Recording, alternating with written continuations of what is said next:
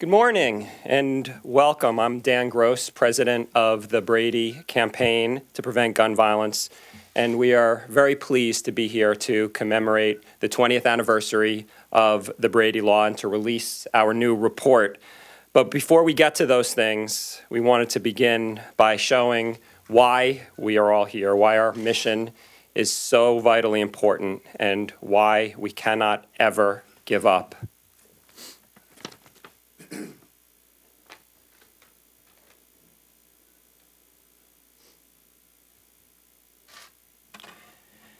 Good morning. My name is Kenny Barnes. I live in Washington, D.C., and I'm a victim of senseless gun violence. This is a picture of my son, Kenny Jr. He was killed September 24th, 2001, right here in Washington, D.C., on the corner of 11th and U Street Northwest, a victim of senseless gun violence.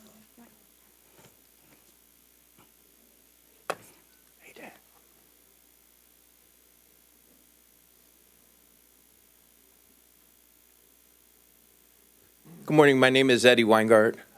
33 years ago on February 22nd, 1981, my mother was shot to death in front of me, and the gun was also turned on me. Unfortunately, it malfunctioned.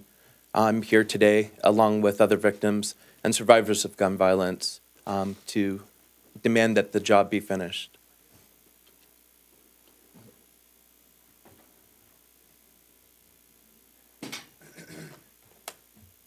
I'm Dr. Crystal Kirkendall, and I'm here on behalf of my husband, Roosevelt Kirkendall, Jr., who was robbed and murdered on August 11th, 1972, in the streets of East Orange, New Jersey. It still seems like yesterday because my family still misses him. So if on behalf of other families, let's finish the job.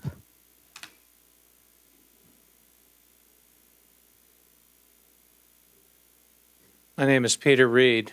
My daughter Mary was one of 32 students and faculty who were shot to death on the campus of Virginia Tech on April 16, 2007. And we believe that with better and fully implemented background checks, these kinds of tragedies can be prevented.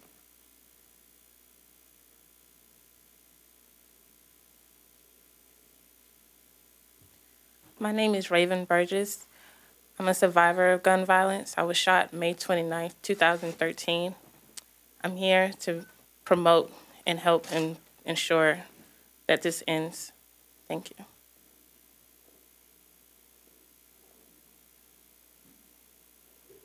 My name is Alex Vasily. I'm here on behalf of my sister who got killed by a stalker who purchased a gun on the internet without any kind of background check, and I'm here to help prevent this happening widely like that. Thank you. Good morning. My name is Sherilyn Birdsong, and I'm here in honor of my husband, Ricky Birdsong, who was the Northwestern basketball coach. He was killed in 1999 by a man who was a convicted felon, but in spite of that was able to buy a gun from an unlicensed gun dealer without a Brady background check.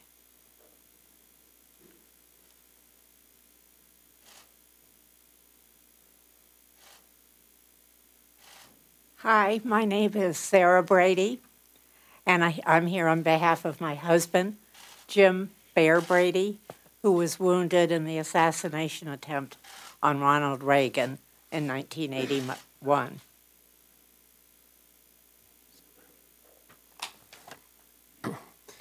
My name is Dan Gross, and I'm here for my brother Matthew, who was shot in the head atop the Empire State Building in February of 1997, and for our dear friend Christopher Burmeister, who was killed that day, and for the 90 Americans who are killed every day by a bullet, and for every one of us who just wants to live in a safer nation. Today, as I said, we're here to mark the 20-year anniversary of what could fairly be called the greatest, most significant step forward toward that goal of a safer nation, the Brady Handgun Violence Prevention Act, which took effect 20 years ago today. And to introduce this special report, we have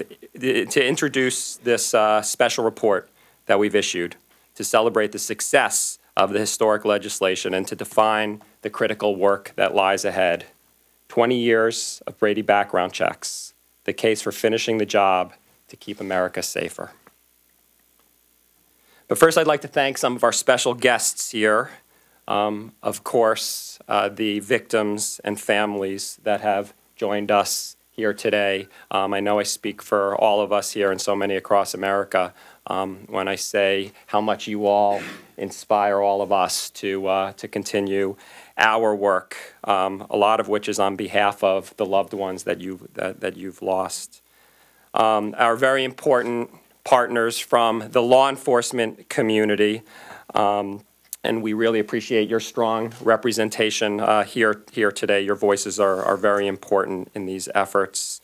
Our elected leaders who truly are representing the voice of the American public on this issue in Congress, Leader Pelosi and Representative Thompson. Thank you for everything that you do.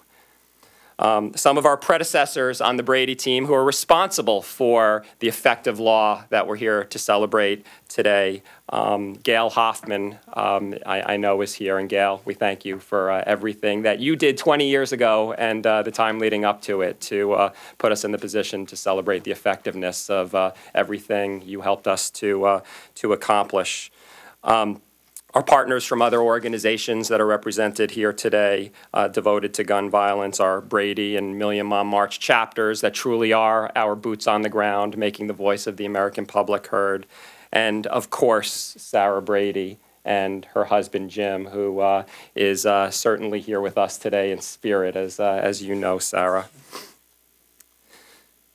It's Sarah and Jim's legacy of success that really brings us here today. On this very day, 20 years ago, the Brady Law took effect. And as chronicled in our report, it changed what was really a lie-and-buy system that allowed criminals and other dangerous people easy access to deadly weapons. Now, thanks to the Brady Law, thanks to Sarah's work and Gail's work and the work of this organization, every federally licensed firearm dealer runs a background check before a buyer can walk away with a gun. The numbers you'll find in our report speak for themselves. Thanks to the Brady Law, background checks have blocked more than 2 million gun purchases by prohibited persons, such as felons and domestic abusers. In fact, when you do the math, Brady background checks block 343 attempts by these dangerous people every day. This includes 171 attempts by felons denied every day. 48 domestic abusers denied every day. 19 fugitives denied every day. Background checks work, and as a result, countless lives have been saved and crimes have been prevented. You only need to look at the dramatic decline in homicide since the Brady Law took effect 20 years ago for evidence of its profound impact, and you can see that in this report.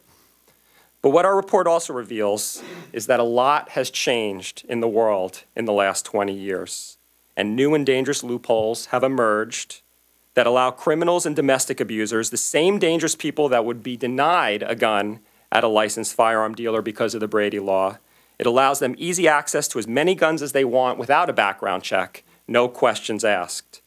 This includes gun shows, which have basically become mega malls filled with unlicensed gun sellers not covered by the Brady Law. And significantly, and to many most alarmingly, it includes the internet, which no one could have imagined when the original Brady Law was passed, where together with gun shows, thousands of guns are bought and sold every day without background checks. Today, you can find guns for sale on websites like armslist.com, where at this very moment, you can go on there, and there are up to 70,000 guns for sale without background checks, many of which are promoted, like advertising, that you can buy a gun there without background checks. Even sites like Facebook and Instagram, sites where millions of American children spend hours every day, have become popular places to buy and sell guns. And the toll of these loopholes is very real, and as you see behind me, it is very human. And it's also chronicled in our report, like the story of Zena Daniel. Zena was a victim of domestic violence. Zena obtained a restraining order from her husband, which meant that he couldn't buy a gun at a federally licensed firearm dealer. So instead, he went online and purchased a .40 caliber semi-automatic handgun from an unlicensed seller, no questions asked. And he used that gun to murder Zena and 2 of her coworkers in 2012.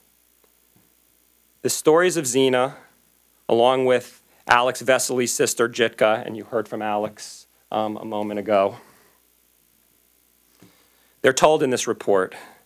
More than any statistic, these tragedies underscore the importance of our work, why we cannot give up, why we will not give up, until we finish the job and expand Brady background checks to all gun sales so others don't have to experience the tragedy and loss that these families and too many others have come to know, and so we can all live in the safer nation that we all want and deserve. Another tragic story featured on our report is about the murder of Ricky Birdsong. And I'm now honored to introduce Ricky's wife, Sherilyn Birdsong, to share Ricky's important story in her own words. Sherilyn. I met Ricky when I was 16 years old. We were both juniors in high school, and I knew he was the man for me. And sure enough, when we both graduated from college, We got married, and he began a 19-year career as a college basketball coach, eventually ending up at Northwestern University in Evanston, Illinois. And then on July 2nd, 1999, the American dream that we had been living became the American nightmare when a young man who was a member of a neo-Nazi hate group came through our neighborhood, and as my husband was outside jogging and my 8-year-old son was on his bike, my 10-year-old daughter was on her rollerblades, this neo-Nazi man came through and sprayed bullets at the three of them. And one of those bullets struck my husband, and he did die. And as the news spread about Ricky being shot, and calls were coming to me, and people were asking, you know, and they just assumed, knowing the nature of the work that my husband did, that he was on the south side of Chicago. And when I told them that he was just a block from our home, they was like, what? That's unbelievable. And it is. And now I think about all of the random acts of gun violence, that it can happen to anyone, anywhere, at any time.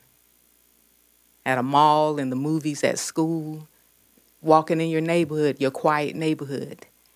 And I'm just hopeful that one day, and that day will come soon in America, when no dangerous person can buy a gun, so that these random acts of gun violence could be prevented. Thank you.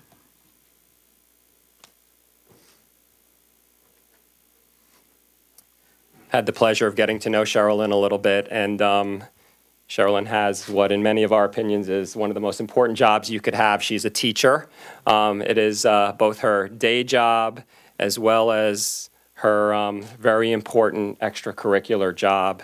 And Sherilyn, I want to thank you for everything that you do to help teach our nation not only of the tragedy of gun violence, but how it is really preventable by keeping guns out of dangerous hands, and for having the courage to share your story again and again until everyone that's taught, that needs to be taught, is taught about the nature of this issue and that we can prevent it. So thank you, Sherilyn.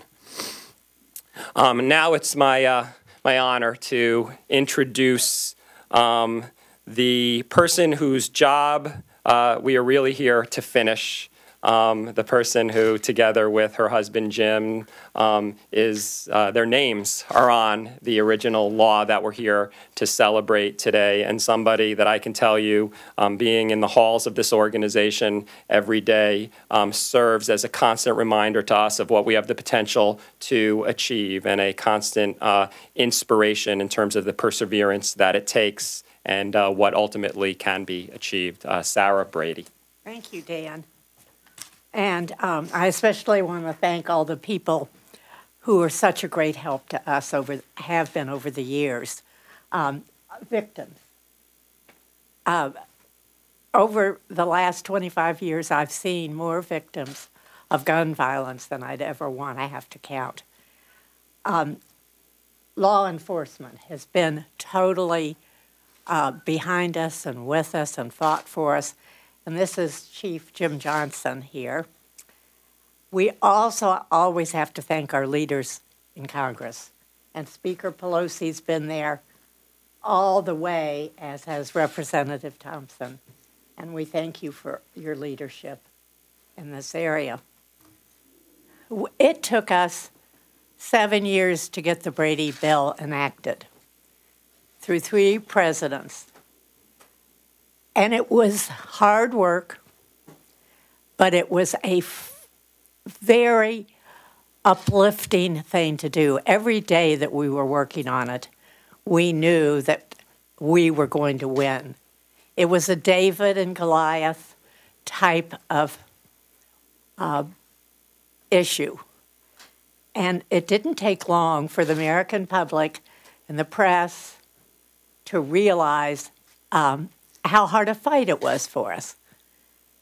But we kept it up, and with the help of my friend Gail over there, she was with me every day as we tromped these halls of Congress, meeting with the members, also working in their districts, going back to our targeted members' districts and speaking and doing editorial board meetings. But 7 years, it was hard work, but it was fun. And we were so proud of the day when we first passed it in '91 and then had to repass it again 2 years later. And then it was signed by President Clinton and became law, enacted 20 years ago.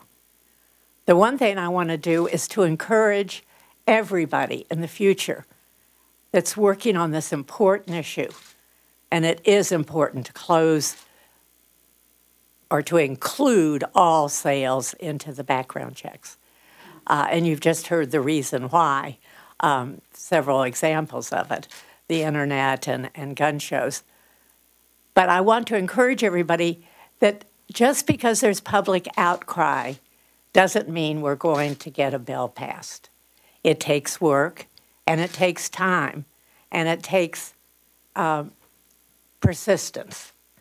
And with that, we will win again. I have no doubt whatsoever. And it'll be a proud day, and I want to come back over here the day it passes.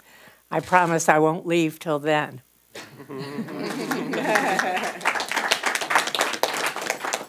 And Jim wanted me to give everybody a big hello. He's sorry he couldn't be here today, but it's a little hard for him to travel anymore. And for those of you who helped us, thank you so very much. And for those of you on the Brady staff, Dan, President, and everybody else who's working on it now, I see they've got the same enthusiasm. So we're going to win, and we're going to finish the job. Thank you. Thank you, Sarah. One of the more inspiring things, in addition to the success that you've achieved, is your reminders of how much fun you had, and we plan on continuing that legacy as well in our pursuit of this change. As those charged with the protection and safety of our communities, no support is more important for expanded background checks and more meaningful than the support of the law enforcement community. The voice of law enforcement, as you've heard from Sarah, was critical to passing the original Brady law, and it's going to be critical to finish the job. We're very grateful to have such strong representation here today from law enforcement, and I'm pleased now to introduce Baltimore County Police Chief and Chair of the National Law Enforcement Partnership to Prevent Gun Violence, Chief Jim Johnson. Thanks, Jim. Thank you, Dan. Well, good morning. It's quite an honor to speak briefly this morning on behalf of law enforcement across this great nation. As you've heard, I am the chair of the National Law Enforcement Partnership to Prevent Gun Violence, known as the Partnership. We are an alliance of 9 national law enforcement leadership organizations, including the Commission of Accreditation for Law Enforcement Agencies, the Hispanic American Police Command Officers Association, the International Association of Campus Law Enforcement Administrators, the International Association Chiefs of Police, the Major City Chiefs Association, the National Association of Women Law Enforcement Executives, the National Association or Organization of Black Law Enforcement Executives, the Police Executive Research Forum, and the Police Foundation. You can see the influence of this broad spectrum of law enforcement leaders across America. I'm proud to stand here today with Sarah Brady, who, along with her husband Jim, have made a remarkable contribution to this nation. Law enforcement worked hard with Sarah and Jim to get a Brady law enacted, and unquestionably, this law has had a tremendous impact on public safety. You've saved my fellow police officers and citizens across America. I'm very, very proud of that. Since its implementation, background checks blocked more than, as we've heard, 2 million prohibited gun purchases. There's no way to quantify completely the loss that could have resulted from this. However, we've heard the tremendous impact. I think it's safe to say, though, that these 2 million guns could have resulted in 2 million catastrophes. I think it's safe to say that. Clearly, the Brady law has reduced access to firearms by those legally not permitted to possess them. But there remain other avenues for danger to acquire, and they have. In Baltimore County's case, I lost an officer 4 months ago due to an illegally obtained firearm. We have to shut these down. This is what these law enforcement leaders are asking you to do. Up to 40% of firearm purchases take place between private parties without a licensed dealer and thus require no background check at all. As we in law enforcement have been warning, this is tantamount to allowing 40% of passengers to board an airplane without going through security screening. Would we do that? The honor system would not work at airports, and it just doesn't work with buying guns. We should take the obvious and reasonable step of requiring background checks for all sales. Background checks for all sales. It's just that simple. This is not just common sense. Our lives depend on this. Thank you.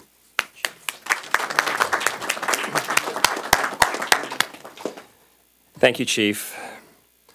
Our next speaker is one of the great leaders in Congress on this issue and the expansion of background checks. Representative Mike Thompson of California is chair of the House Gun Violence Prevention Task Force, and along with Representative King of New York, is chief sponsor of H.R. 1565, the House version of the expanded background check bill that our organization is working so hard to support. Representative Thompson, on behalf of our more than 1 million members and supporters and all of the victims and families that you see here today and across the country, we really appreciate all of your leadership.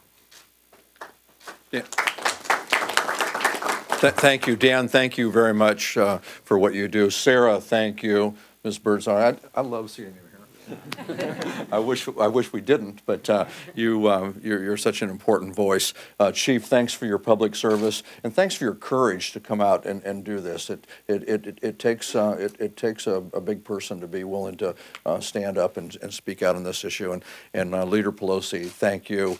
She's been absolutely fantastic, and you all have heard me say it before. If it were Speaker Pelosi still, we wouldn't be here because this bill would have already been signed into law. And for all the families and they call yourself survivors, victims, you're absolutely fantastic, and the courage that you show is important. We hear too often the numbers: 12,000 people killed by someone with a since Sandy Hook. We hear the 30+ people a day killed by someone with a firearm. Those numbers are a little bit numbing, but the fact of the matter is those numbers stand for the people and the families that we see standing with us today. It affects the lives of real people in a very, very tragic way, and we need to do something about it. Dan mentioned the bill that I have with Representative King, a Republican from New York. We need to pass that bill. And it's pretty straightforward. It's pro-Second Amendment. It doesn't take anybody's guns away. It just requires that people who purchase a firearm through a commercial sale have to have a background check to make sure they're not criminals, to make sure they're not dangerously mentally ill. And how anybody could be against that is completely beyond me. Sarah said it took 6 years and 7 votes to pass the Brady bill. That bill had 155 co-authors.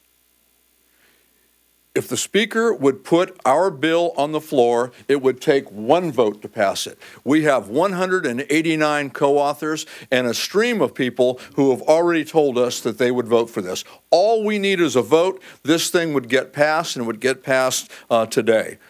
Please know that we're not interested in quitting. We're going to stick with this, and I'm proud to be here to join in the chorus to say we need to finish the job. So thank you all very much. Thank you, sir. And finally, I'm honored to introduce someone who is one of the great leaders in this nation, period. And nowhere is that more evident than Leader Pelosi and your leadership in the fight on behalf of all the families and on behalf of your constituents and all Americans to end this senseless gun violence in our nation and for sensible gun laws.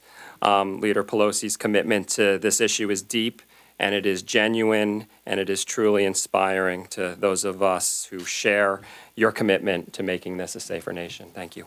Thank you, Dan, very much. Thank you very much, Dan, for your generous introduction. It's with great humility that I come here today, humility in the face of the loss that you all have suffered. Sherilyn Birdsong has such generosity of spirit to share her story again and again, to turn her grief into safety for so many people. So again, as Mr. Mike said, I wish the reason you were here didn't exist, but you are, and thank you. To be with Sarah and Jim Brady at that time in the 90s when we were making the fight was to learn a lot, to learn about the gospel, which says when Christ was about to go to heaven, the apostle said to him, Lord, teach us how to pray.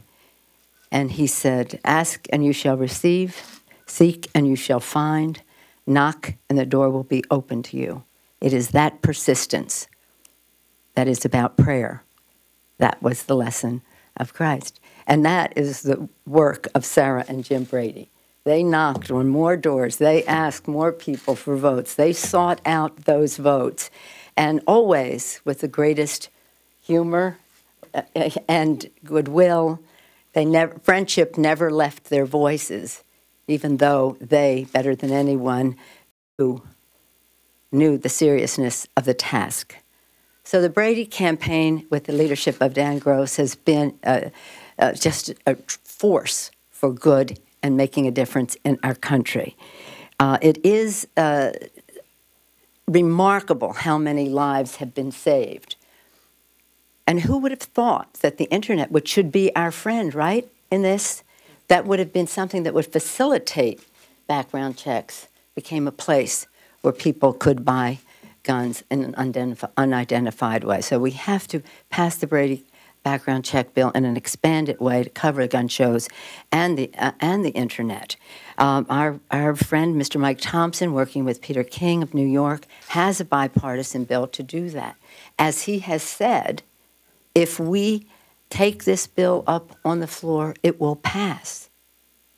The votes are there. The American people are more than there. There's 70%, even members of the NRA, on this piece of gun violence prevention, which is what Mr. Thompson's bill is. I'm honored also to be here with the chief. We speak Baltimore, you hear?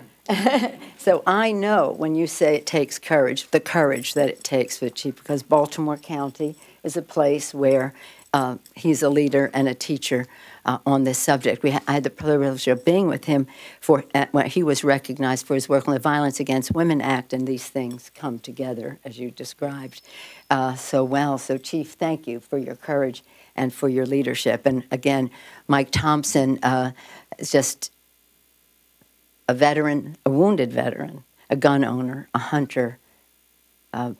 Carolyn McCarthy said to me, Sarah, she said, I want to thank you for one thing, and that is appointing Mike Thompson to head the task force. Now, you know what Carolyn McCarthy's commitment is to this issue, and that, I think, is the best possible compliment. Everything has been said. I do believe, I know we have the votes. We want to vote. We want to finish the job. And when we do in the House, it will pass in the Senate. One of the excuses people use is, well, it's not going anyplace in the House, so why should I vote for it in the Senate? This is within reach. All we have to do is ask, seek, knock, and that persistence will pay off for us. But we're not going away. So anybody who thinks we're celebrating anniversaries and then tomorrow we go on to something else. No, we're not going on to something else. I asked my staff to bring this over because The other day, I had a visit from the Boy Scouts, and they bring their annual report to the leader's office, and I assume to the speaker's office as well, and we had a nice visit. There was a little boy who was a Boy Scout, and he gave me his patch, his Boy Scout patch, and it says, "Never Forgotten, Sandy Hook, Connecticut, Pack 170." That's how he was a student at Sandy Hook. That little boy, now integrating this into his Boy Scout life. That's wonderful, but too bad it has come to that. How can we possibly face ourselves? We take an oath at the beginning of every Congress, most people do who are in any public service, to protect and defend. That's our oath. Jim and Sarah Brady have helped us honor that oath. We thank them for that. We thank them for the millions of well, who knows how many purchases would have resulted in how many injuries, but hundreds of thousands or a million. We thank them for that. And we thank them for their persistence, for never going away. This is our responsibility to our children. This is our responsibility to those who have lost their loved ones. Imagine the courage of them coming out to tell their stories, to stir that all up. I think it's almost unimaginable as a mother and a grandmother. And I hope that, again, with all the humility in the world, because how can we face you until we have legislation that is law, that is policy, that improves the safety of the American people. So it is with the deepest gratitude to Jim and Sarah Brady, but also to Dan Gross for his extraordinary leadership, turning his personal sorrow into leadership to save lives. Thank you, Dan. Thank you all. Thank you, Leader Pelosi, Representative Thompson, Chief Johnson, all of our partners here from law enforcement and other organizations, and of course the families for being here and sharing your story. You are making a difference. Yep. Our team is now going to hand deliver this report to members of Congress so they can see for themselves the life-saving impact that the Brady Law has had since taking effect 20 years ago. As we've discussed, the fact is more than 2 million purchases have been blocked by felons, domestic abusers, fugitives, and other people that we all agree are dangerous. That's 343 blocked purchases every day, all thanks to the work of Jim and Sarah Brady and our predecessors at this organization and the leadership that we got in Congress from leaders like Leader Pelosi. But as we've heard from Alex Vesely, Sherilyn Birdsong, and other victims today, there's still a lot of work to be done. More than anything else, we hope these stories and this report sends another powerful call to action, one that cannot be ignored, for Congress to finish the job and expand Brady background checks to all gun sales. States that have answered this call and expanded background checks, and this is where you can start to quantify the impact that we've talked about. In the states that have passed these laws, 38% fewer women are murdered by their intimate partners. 39% fewer police officers are murdered with handguns. Just think of the lives that could be saved if Congress would step up and finish the job and follow suit. And yes, as has been mentioned, change like this doesn't happen overnight. It took 6 votes over 7 years to pass the original Brady Law. But make no mistake, we have momentum on our side. There are those who don't want you to think that we do, but we do. Momentum the likes of which this issue has not seen in years. Last year alone, 8 states passed major gun reforms, including 4 more states that passed new laws requiring background checks on all states, 4 new states that, when they follow suit, will see 38% fewer women killed by their intimate partners, 39% fewer police officers killed with handguns. Even the vote in the Senate last year, which a lot of people look at it, took as a defeat. It was a heartbreaking defeat. I sat in the gallery with Sarah, who turned to me, you remember what you said, and said, sometimes it takes a good loss. And she was right, because that galvanized the attention of the, what I'm not saying is that I was so upset I was starting to tear up, and Sarah was coming in as in a consolation role. And, and then I thought about it, and I did buck up quickly, because she's right. It called attention to the American public. That's the tragedy that galvanized the American public. That's the tragedy that finally called our attention to what's really going on here in Congress, and the support that we've seen from the 30,000 calls that we were able to put in Congress just in the days following that vote, to the sustained support. This is a campaign now. This is not just, Newtown happened, change didn't happen after Newtown, and now it's over. This is a campaign to finish the job, and a testimony to the fact that we're not going anywhere until we do finish that job. And finally, to sum up, I'll leave you with this. In the short time that we've spent here together today, Brady background checks at federally licensed firearm dealers have blocked 14 gun sales to prohibited purchasers like convicted felons and domestic abusers. There's a good chance that lives have been saved as a result. But in the same amount of time, 4 more lives have been lost to gun violence.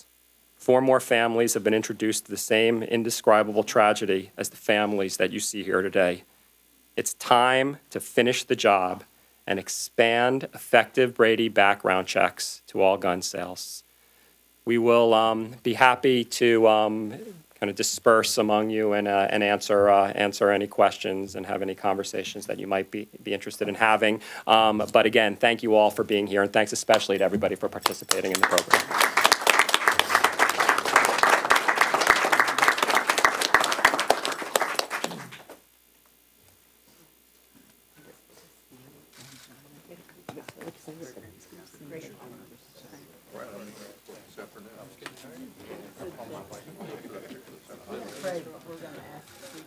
I like that. Thanks so much. It's courageous. It's so important. Heart-wrenching story. It's funny how those quotes that like from songs or really from scripture very often, like turn, and the one that you forever sees. Okay. Yeah. There's thank you, sir. Sarah. Thank you so much, and you always are. Really appreciate everything that you do. And, When you tell your personal story, it's just very thank you for that. Sure. Can you take our picture, please? Thank you. I'd be honored. Tell your children. I can Well, I'm thank going you to for your go out children.